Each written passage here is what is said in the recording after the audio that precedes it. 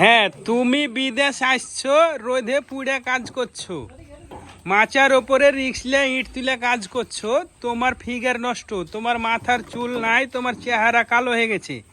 তুমি বাড়ি গিয়ে কোন লজ্জাতে বলো যে আমি এখানটা লাল গাড়ি নিব, মোটর সাইকেল নিব, দিয়ে ঘুরে বেড়াবো? ওটা তো তোমার ফিগার নাই।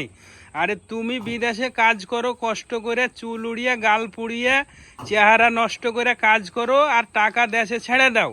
দেশে তোমার ছোট বড় যারা লাল চেহারা নিয়ে ঘুরে বেড়াইছে তারাকে এখন মোটর সাইকেল কিনে দাও, ওরা রাস্তা রাস্তা ঘুরুক, ওরাকে মানাবে।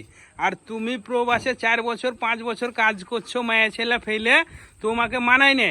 তুমি খালি খাইতে যাও আর বাড়িতে টাকা পাঠাও, আর বাড়ির লোক সব মোটর সাইকেল আর ছোট মাছ বেগুন দিয়ে রান্না করে খায়, আর তুমি এখানে আলু সিদ্ধ ডাল সিদ্ধ করে সানা করে এরকম কষ্ট করে কাজ করো। এটাই হলো বাস্তবতা। বাস্তবতা হলো যে বিদেশি যারা, তারকে কোনোদিন শখ আহ্লাদ ঘোরার কোনো কিচ্ছু নাই, বাড়িতে যে ভালো ভালো ঘরে বিয়ে করারও তাদের অধিকার নাই। তারা যায় নর্মাল একটা গ্রামে বা আনাচে কানাচে একটা বিয়ে শাদী করবে, তারা সব আহ্লাদ ওই মনের ইচ্ছা আকাঙ্ক্ষা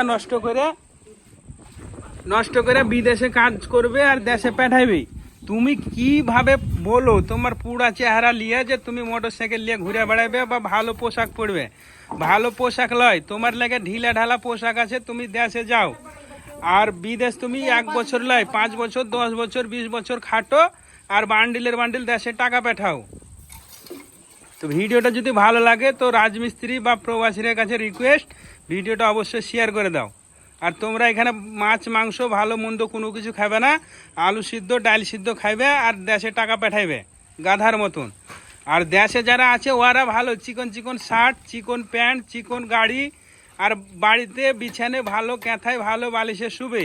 আর তুমি বিদেশে আসছো, বিদেশে তুমি ছিঁড়ে সোপ ছিঁড়ে এখানটা বালিশ আর ওই ক্যাথাতে শুয়ে বছরকে বছর কাজ করো।